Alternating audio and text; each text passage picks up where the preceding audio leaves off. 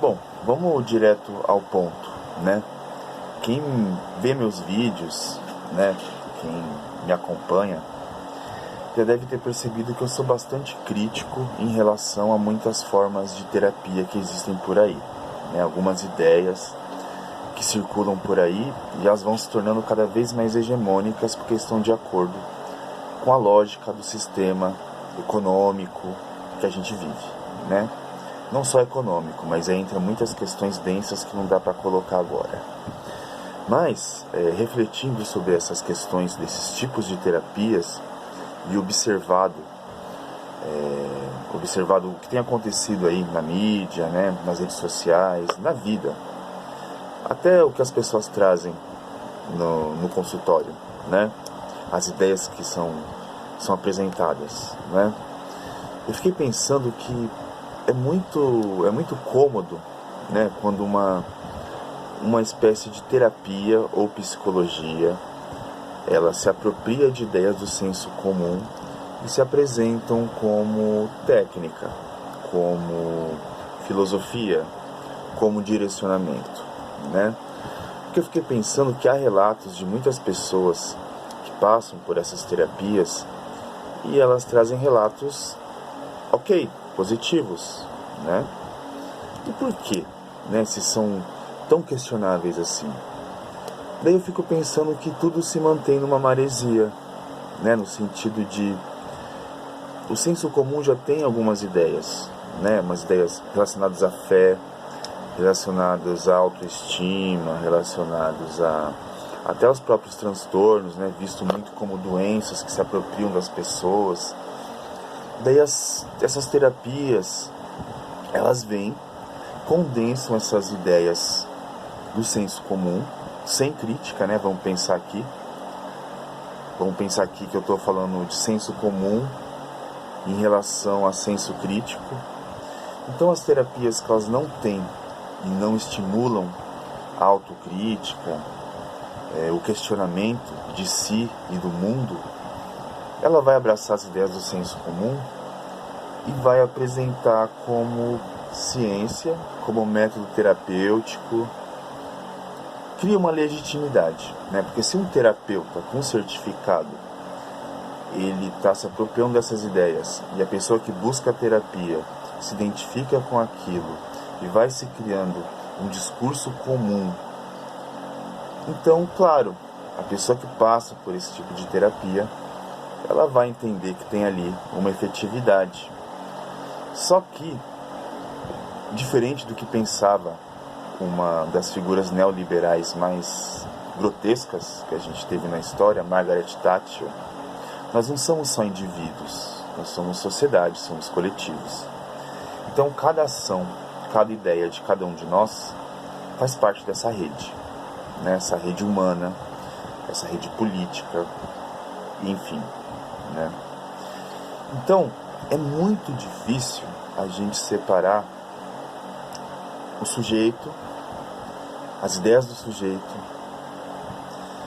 do resto, da política, da cultura, né? Seria muito cínico a gente afirmar isso.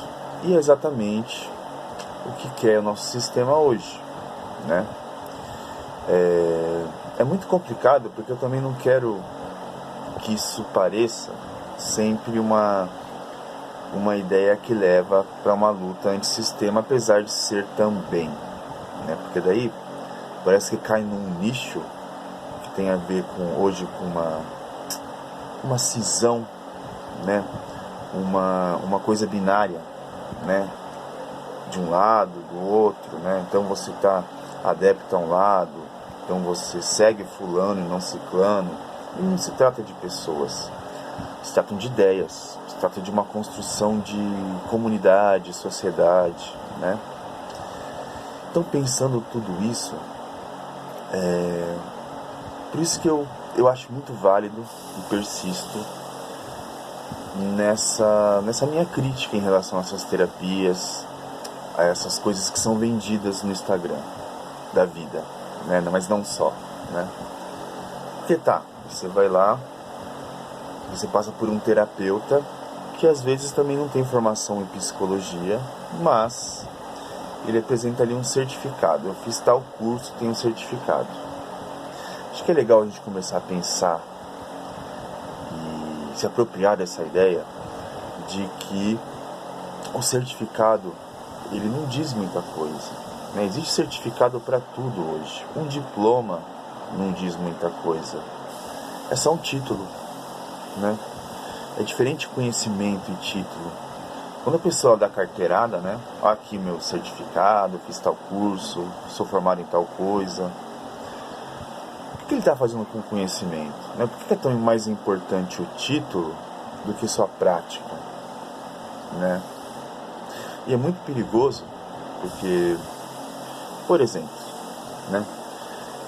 Os terapeutas que não têm formação em psicologia. Como que é regulamentado isso? Como que é estruturado as ideias que correm nessas terapias, né? Será que esses terapeutas, que às vezes têm 33 técnicas diferentes no bolso, eles estão preparados para escutar todo tipo de pessoa, todo tipo de sofrimento? Será? Porque, sinceramente, eu que tenho formação em psicologia já há 4 anos, quase 5, já é muito difícil escutar certos tipos de pessoas, certos tipos de sofrimentos, né? A gente recorre a um aparato teórico, né? Técnica, mas em um tete-a-tete o bicho pega, né? Eu fico pensando, esses terapeutas que não têm essa estrutura, como que eles fazem para lidar com isso, sabe? No momento que você já lida com uma escuta ali que é mais difícil, eles vão recorrer ao quê? Porque uma hora essas técnicas elas não sustentam. O que pode entrar aí? A opinião pessoal do terapeuta? A religiosidade do terapeuta? O moralismo do terapeuta? Porque eu vi um vídeo hoje que me deixou bastante irritado, né, revoltado, de uma psicóloga, não é nem terapeuta, talvez ela tenha formação em psicologia, porque não são só os terapeutas sem formação, os psicólogos também, né? Ela estava, acredito eu, numa comunidade terapêutica, né, para dependentes químicos, toxicomanos, adictos, e ela tinha um discurso muito moralista, um discurso muito punitivista, um discurso religioso também, né? Como que ela contribui culturalmente, socialmente, individualmente para as pessoas, né? De onde que ela tira essas ideias? Não são do senso comum? Que já conserva um ódio contra esse tipo de pessoa, né? Pessoas usuárias de drogas, por exemplo, né? Cadê o senso crítico? Cadê o desejo de transformação e mudança das pessoas de fato? É sempre querer enquadrar numa ideia considerada certa, verdadeira. Daí de novo a gente entra na questão da verdade, né? Que eu trouxe no vídeo anterior. Então, é importante se atentar a isso, né? Porque as pessoas hoje, ela se transborda para todos nós, né? Muita informação. Você abre o Instagram, vai ter todo tipo de psicólogo, psicoterapeuta, psicanalista. Mas quais são as referências deles? Qual que é o aparato teórico? Ele tem senso crítico? Ele não está reproduzindo ideias do senso comum? Primeiramente, eu sempre aconselho a você procurar um profissional que tenha formação, o que já não garante nada, tá? Porque tem pessoas que têm diploma e, como eu disse, elas se agarram ao título e não são necessariamente bons profissionais, né? 5 anos de psicologia não são o bastante para habilitar uma pessoa para atender alguém, tá? Depois que você se forma, você precisa continuar estudando, você precisa continuar se atualizando. E eu estou falando de se atualizar e estudar dentro de fontes confiáveis. Claro que eu também defendo que a gente deve conhecer um pouco de tudo. Importante, a gente lê um pouco de tudo, vê um pouco de tudo. Só que na hora da prática, a gente precisa ser ético. A gente precisa saber escutar o sujeito, saber legitimar e não tentar colocar numa caixinha, né? E como eu disse, 5 anos não são suficientes. Você precisa continuar estudando, precisa continuar se atualizando para a vida toda. Daí pensar, mas então vou estudar a vida toda. São escolhas, né? A gente estuda, a gente escolhe estudar o sofrimento humano, a cultura, a sociedade, né? Isso é muito complexo. Isso não cabe dentro de 33 técnicas. Não é técnica, né? A gente está tecnicalizando algo que é muito complexo. Algo que necessita de reflexão, crítica, troca. Não é possível ser psicólogo sozinho, você precisa trocar com seus colegas. Então, vejam como é muito mais ampla a coisa, né? E claro, são escolhas. Vão ter pessoas que vão escolher terapeutas que vão estar ali, né, já dizendo o que é conveniente de ser escutado, né, que vai misturar espiritualidade, vai pegar ideias muito já criticadas, muito já problemáticas, né? Posso citar aqui constelação familiar. Enfim, eu acho que às vezes até vira uma papagaiada assim de ficar repetindo, mas é sempre pensar a prática, sempre pensar a cultura, a dificuldade humana de viver hoje nesse mundo, né? Então, acho que resumidamente, talvez, para fechar esse vídeo, não subestimar a nossa capacidade de criticar, de nos autocriticar e sair das comodidades, né? O terapeuta, eu me identifico com o terapeuta porque ele é de religião X, porque ele traz ideia X.